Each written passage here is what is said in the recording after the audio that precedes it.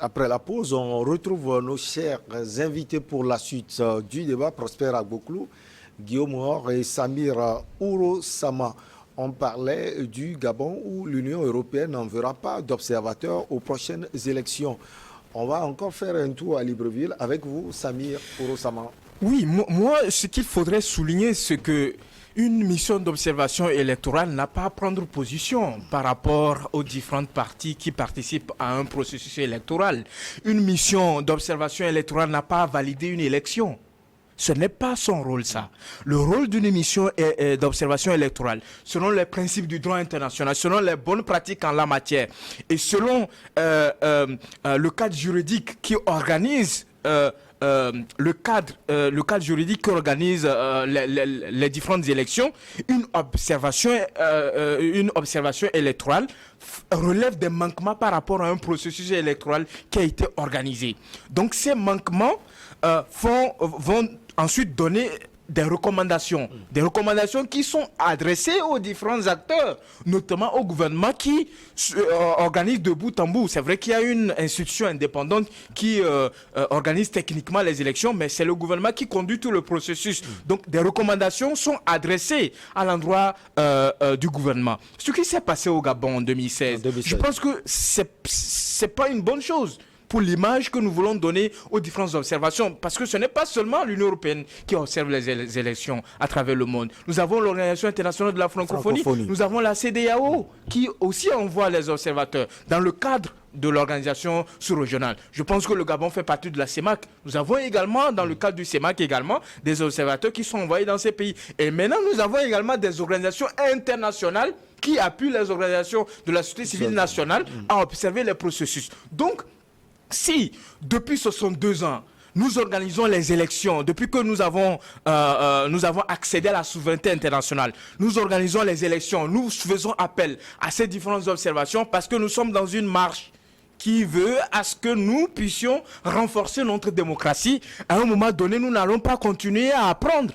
Parce que quand un élève va à l'école, à un moment donné, quand il a son diplôme, il faut que lui-même il se lance, qu'il se cherche. Donc, à un moment donné, il faut que nos États apprennent à dire non.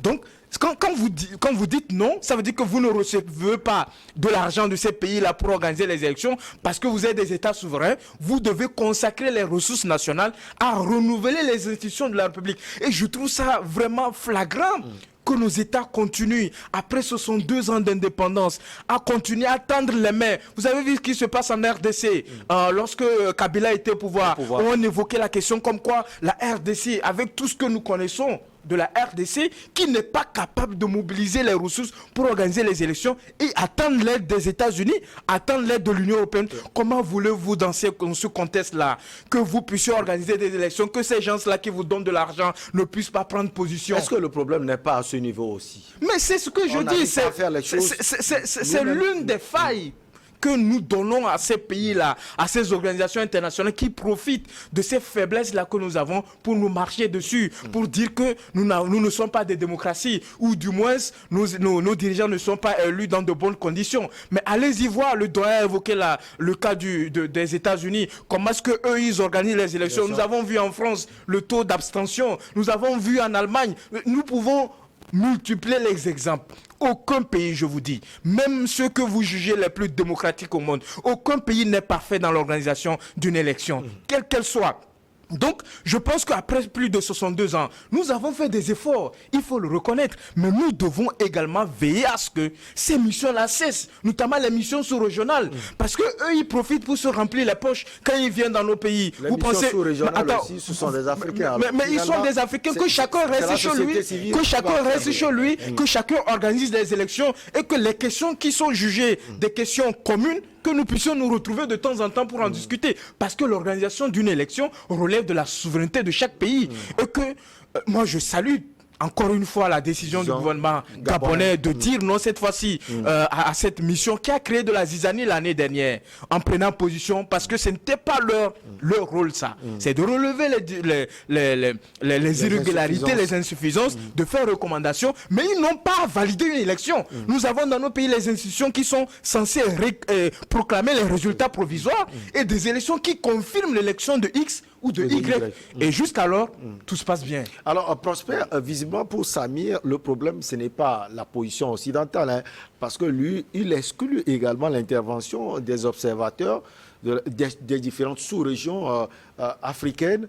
Alors, il a donné l'exemple de la République démocratique du Congo. On l'avait vu hein, avec la mission de l'Église catholique qui également avait critiqué l'élection du président actuel, Félix Antoine Tshisekedi. Est-ce que le problème n'est pas au niveau même des Africains? On ne se fait pas confiance. Non, vous savez, à chaque fois, je retourne un peu à la source du mal. Et la source du mal, c'est que nous avons confiance aux Occidentaux. C'est ça le problème de l'Africain. Vous voyez, depuis que l'antenne est ouverte, nous discutons plutôt autour de la question du refus des observateurs au Gabon, parce que le gouvernement gabonais a décidé de ne pas les accepter. Vous voyez, on a orienté nos objectifs plus vers les élections qu'au développement. C'est-à-dire que à chaque année, 5 ans, 4 ans, 6 ans par là, c'est les élections présidentielles surtout qui occultent le paysage, qui couvrent le paysage africain. On parle seulement des élections et on allume le feu, c'est-à-dire les tensions montent un peu partout. Et ce sont les Occidentaux qui font cela? Oui, ce sont eux. Qui vous demandent d'organiser les élections? Je vous dis, oui, voilà. C'est-à-dire que cette posture est venue d'où? Vous voyez à peu près les machins de ONU, Union européenne, UA, francophonie, ça avantage qui? Ça avantage les Occidentaux. C'est-à-dire que pour eux, c'est une façon d'instaurer la zizanie, le désagrément en Afrique pour pouvoir profiter et dire à celui-là, et Samy vient de le dire, comment est-ce qu'on peut finir une élection? Il y a, comme on appelle des organismes appropriés pour proclamer les élections. Et subitement, une organisation des observateurs se lève et dit, oui, moi, il a trouvé ça où? C'est une façon. Ils n'ont quand même pas proclamé les élections. Mais ils ont dit, ils ont donné la tendance.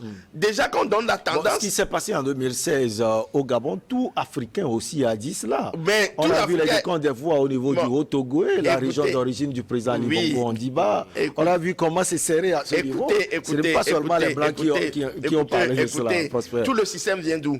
Les machines qu'on utilise pour faire les élections. Ça vient d'où? Qui les vend? Qui les vendent aux Africains? Ce sont eux qui leur proposent. C'est-à-dire qu'il y a une question de dictature. C'est pourquoi je dis il n'y a pas pire dictature que la démocratie occidentale. Je suis le seul à le partager. Que je n'ai pas d'adepte, je dis il n'y a pas pire dictature parce qu'ils imposent. C'est ça la dictature même.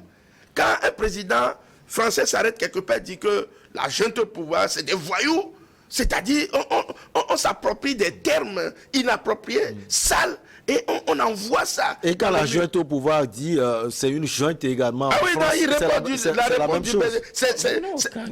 C'est ça, c'est la réponse du berger à la bergère. On a trop respecté. C'est pourquoi on nous impose ça. On nous dit oui, Union européenne doit venir, francophonie doit venir, chacun envoie ses observateurs. En ce moment, le problème de développement, on l'occulte. C'est-à-dire, qu'est-ce que les Africains vont devenir? Non, c'est autour des élections. Quand Talon, par exemple, est arrivé au Bénin, il a voulu serrer un peu le goulot. On a commencé par crier, c'est un dictateur, il a fait ci. Et il les a reçus. Et voilà, et quand le Bénin commence par évoluer dans le sens du développement, tout le monde a compris que vraiment, il faut serrer les rouages pour pouvoir faire développer un pays. Ce n'est que par là qu'on peut arriver. Moi, je dis, quelque part, peut-être on dira que je suis adepte donc du non-droit. Le droit international qu'il a créé. Ce ne sont pas les Africains qui ont créé le droit international. Le droit international vise un objectif. Ces objectifs-là sont plutôt à l'avantage de ceux qui l'ont créé. Donc, je ne peux pas créer quelque chose et qui peut être aux antipodes. Donc, ce qui veut dire tout simplement que aujourd'hui, il faut qu'on se passe des élections. Moi, je dis, Revenons dans le cadre africain. L'Afrique est un... Je vois Guillaume qui est en train de réagir. Il faut ouais. Nos réalités sont différentes des réalités de Blanc. Oui, Guillaume, dernière réaction sur le sujet. Et on file au Sénégal. Je suis surpris parce que je me dis à cette allure, on risque de tout abandonner. Ouais. Peut-être même c'est la meilleure façon on dira même que la télé, c'est une conception de Blanc. Donc il faudrait qu'on vienne faire même l'émission. Oui, on a pris tout chez nous. Quand nous acceptons les PPT, quand nous acceptons les PPT, laissez-moi terminer s'il vous plaît. Les émissions dans les calebasses et autres. Ça, ce ne sont pas les Blancs qui l'ont créé. C'est pour nous aussi. Il faut qu'on comprenne une chose. Quand vous avez le mandat de la population ou bien d'un peuple pour gérer sa destinée, on vous donne un certain terme. Arrivé à terme, il faut remettre les cartes en jeu et on choisit quelqu'un. Si on vous renouvelle la confiance, parce qu'on a confiance. Mais non. Si il faut remettre les cartes en jeu, il faudrait que tous les acteurs s'accordent sur comment on organise le jeu. C'est là où le problème se pose. Moi, je ne suis pas dans cette posture, il faut dire qu'il faut revenir à un système de royauté. Je crois que ce sera très difficile à appliquer, plus difficile à appliquer que la démocratie. Le problème actuel au Gabon, moi je vais rester dans le cas du Gabon, moi je pense que le problème, ce n'est pas en fait ce que l'Union européenne vienne observer les élections ou pas. Moi je dis, il faudrait trouver un consensus entre les différents acteurs qui participent aux élections. S'ils sont tous d'accord que l'Union européenne n'observe pas ces élections, il n'y a pas de souci. Pourquoi? Mais le fait que quelqu'un décide, oui, il ne vient pas, et que l'autre vienne, c'est ça qui crée des raisons pour des gens de se mettre dans la rue après les élections. On en a vu partout en Afrique. C'est toujours comme ça que ça commence. Après les élections, on crie, voilà, il y a des suspicions de fraude, et après c'est des contestations, on sait comment ça finit dans la rue. Et donc le problème est que si on décide aujourd'hui de ne pas inviter l'Union européenne, pour moi ça ne pose pas de problème. Je le dis clairement, ça ne pose pas de problème. Mais à cette allure où les débats vont, moi j'ai l'impression qu'on doit plutôt éviter la mission de l'Union africaine, les missions de la CEMAC, les missions de voilà, on doit tout éviter. Oui, ça lui a parlé carrément même des missions. Le problème est que si on évite toutes les missions et que les partis qui s'affrontent lors de ces élections, juridiquement parlant, ne s'accordent pas, c'est difficile. Les rapports, effectivement, les missions n'ont pas effectivement pour prérogative de venir proclamer les résultats. C'était un antécédent un peu douloureux au Gabon en 2016. Mais moi, je pense que quelle que soit la situation, il faudrait que les acteurs qui sont impliqués dans ces élections-là s'accordent sur qui vient observer les élections et qui ne vient pas observer les élections. Les raisons envassées par les uns et les autres, ce n'est pas de mauvaises raisons, mais je pense qu'il faudrait forcément trouver un consensus. Sinon, s'il faut dire que c'est parce que c'est moi qui décide que je décide de mettre tel sur le carreau, mais c'est ça le rôle du pouvoir. Moi, je pense que c'est ça le rôle si c'est comme ça, le pouvoir risque de ne jamais changer demain. Non, celui qui a le pouvoir décide. C'est ça le rôle. On est en contradiction. Non, celui qui a le pouvoir décide, mais en respectant certaines conditions. Il faut respecter certaines règles. Sinon, moi, je pense que le pouvoir, ce sera des auteurs. Je ne sais pas comment le dire. Ce sera des autorités suprêmes qu'on ne pourrait jamais contester. Et je ne crois pas que ce soit l'idéal pour qui que ce soit. Alors, Guillaume, vous gardez la parole. On parlait des élections. On va continuer ainsi. Au Sénégal, les élections présidentielles, c'est en 2024. Et déjà, la tension dans ce pays, il y a eu des convocations de l'opposant, Ousmane Sonko, le virulent opposant au président Macky Sall. Il y a également des dérives partout également. L'opposition parle, le parti au pouvoir également organise des manifestations pro-Macky Sall. On voit également des gens qui quittent la barque présidentielle, d'autres qui quittent celle de l'opposition. C'est un flou total et la tension monte dans ce pays, Guillaume. D'abord, je pense que le Sénégal doit faire attention et ne pas trop passionner la politique.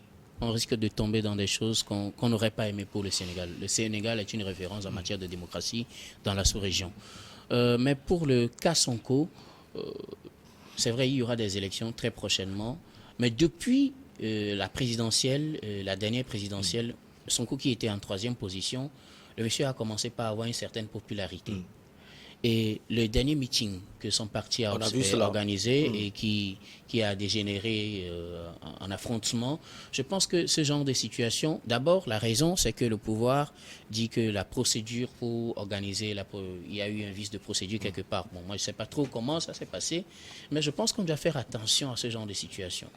Ousmane Sonko est devenu très populaire et à chaque fois, qu'il est confronté à une certaine opposition ou bien à des barrières posées par le pouvoir, la population qui est derrière lui se lève et on a vu les échauffourées qu'il y a eu entre-temps au Sénégal. Je crois qu'on doit tout faire pour éviter ce genre de situation, pour que cela ne dégénère pas. Le 16 encore, qui sera face à la justice dans une affaire de diffamation. Donc, je pense que la situation au Sénégal, les acteurs doivent faire profil bas ou bien remettre la balle à terre et discuter clairement. Sinon, à cette allure, Sonko est devenu populaire pour cette défiance envers le pouvoir. Et le pouvoir aussi est dans sa posture de ne jamais laisser même une seule ligne pour que l'opposition avance. Mais quand c'est comme ça, on risque d'avoir pire que ce qu'on a connu au Sénégal, en Côte d'Ivoire pour le Sénégal, et on ne lui souhaite pas ça. Moi, je pense que déjà les acteurs doivent s'asseoir pour discuter de certaines choses. Effectivement, j'ai l'impression aussi que la justice est un peu politisée. Les tendances de la justice prennent des postures un peu politiques qui font que les uns et les autres ont du mal à s'entendre sur certaines choses. L'affaire Sonko dans tous ses états, l'affaire du ministre, l'affaire Adissa, et tout ça là, il faudrait que les Sénégalais se retrouvent. Sinon, si à cette allure, on va aux élections, on risque de connaître pire que ce qu'on a déjà connu dans la sous-région et on ne le souhaite pas pour le Sénégal. Alors, Samy Ouro Sama, Sonko est-il intouchable? C'est vrai qu'il fait face à la justice. Vous êtes juriste de formation. Il y a tellement d'affaires. Récemment, c'est l'affaire concernant ce ministre, le ministre Mbaye, qui l'a convoqué à la justice. Le ministre dit Sonko l'a accusé de détournement d'argent et autres. Alors, le problème de Sonko aujourd'hui, c'est que quand il fait face à la justice, ce sont les jeunes Sénégalais, certains jeunes Sénégalais qui sortent et qui disent la justice est politisée. Non, moi je pense que M. Ousmane Sonko, c'est un perturbateur. Comme l'a dit la dernière fois le président Macky Sall, il ne laisserait personne détruire ce pays. Je pense qu'il doit prendre la responsabilité en main et siffler la fin de cette récréation qui n'a que trop duré. Ousmane Sonko se croit tout permis au Sénégal. Ce n'est pas parce qu'on est homme politique. Ce n'est pas parce qu'on joue d'une popularité, entre guillemets, comment je peux qualifier cette popularité? Une popularité occasionnelle. Ce n'est pas parce qu'on joue de cette popularité-là qu'on peut se permettre tout. Vous savez, le Sénégal est un modèle de démocratie dans la sous-région, notamment dans le cadre sous-régional, dans la CEDEAO. Et aujourd'hui, ce que nous sommes en train de voir, et nous avons vu la même chose. Et bizarrement, c'est des scènes qui se reproduisent à quelques années de chaque élection au Sénégal. Vous avez vu à l'époque de Abdoulaye Wade, où quand le monsieur voulait forcer pour faire son troisième mandat, vous avez vu les violences qui ont... Il y en a marre. Mais moi je crois, et véritablement, je sais que le peuple sénégalais est lucide. Et au moment venu, il pourra faire un choix responsable et judicieux. Quand vous êtes dans un pays...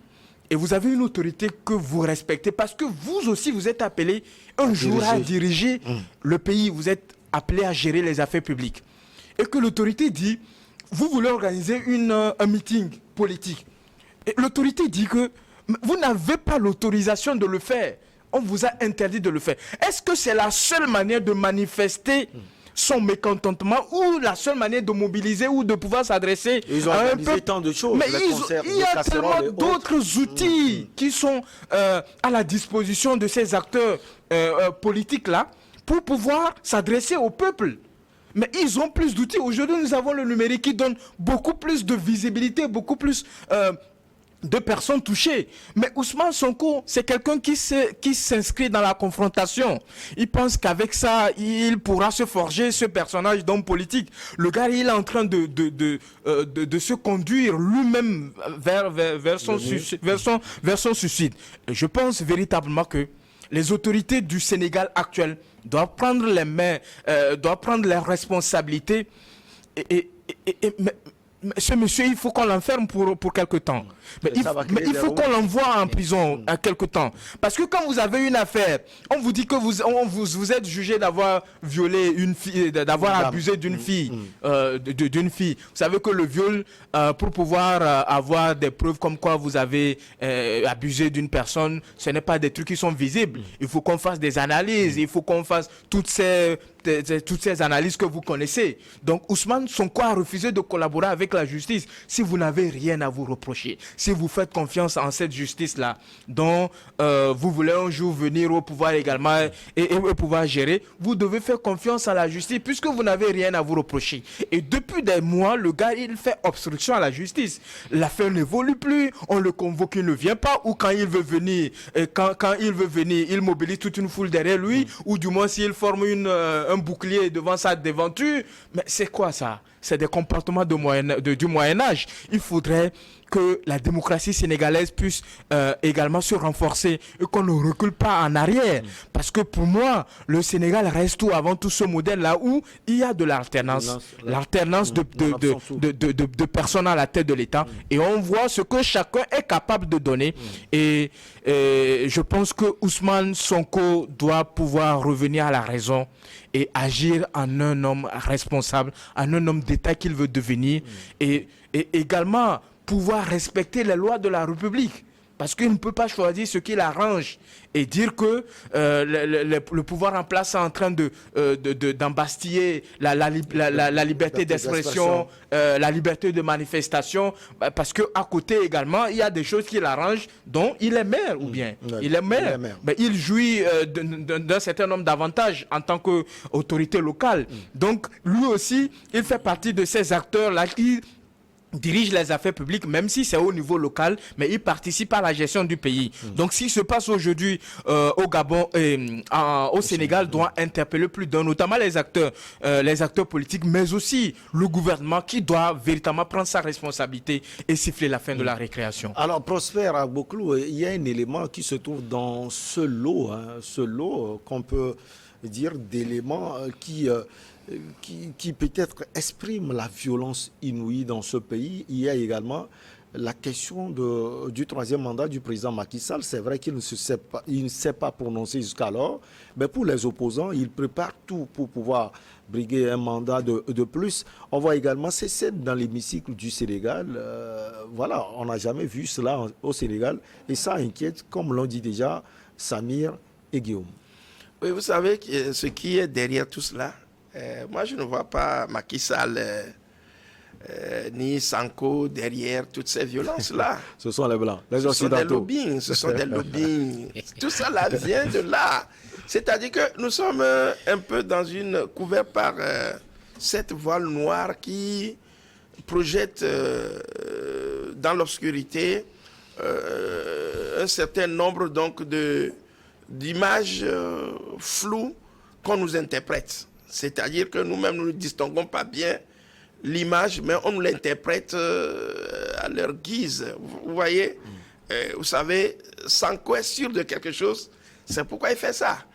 Macky Sall est sûr de quelque chose, c'est pourquoi il fait ça. Donc, Sanko est sûr de quoi? De la Russie ou bien de la Chine? Macky Sall est sûr de quoi? De la France, que ce soit la Russie, que ce soit la Chine, moi je vous dis que... oublions un peu le bloc oriental, c'est ici que moi je me dirige, c'est-à-dire que il n'y a pas d'action politique en Afrique qui ne soit commanditée de quelque part. Et quand ces gens-là agissent, ils savent pourquoi ils le font. Et vous savez, depuis qu'on a amené cette histoire de liberté d'expression, liberté de manifestation, liberté d'opinion, tout le monde se verse dans la tanière pour dire je suis un lion. Parce que le droit m'autorise à agir comme je veux, parce que la constitution fabriquée, estampillée occidentale, nous permet donc de distinguer des droits, même si ça peut créer des confusions. La société africaine est organisée et sa hiérarchisation respectait des normes. Et vous allez voir que quand il y avait les Moussa Kankan, quand il y avait les Soundiata Keita, quand il y avait les Mourou Naba, mais allez au Burkina et parlez-nous des Mourou Naba. Mais les gens critiquaient également. Mais dis donc, c'est l'occidentalité de nos conceptions qui amène tous ces jugements. Moi, j'ai dit, ces gens-là, ils avaient, les Béanzais étaient respectés. C'est des gens qui avaient, comme on appelle, la souveraineté et qui étaient soumis à un certain rythme de la nature. Et ces rites-là plutôt leur apportent la connaissance, le savoir-faire pour diriger.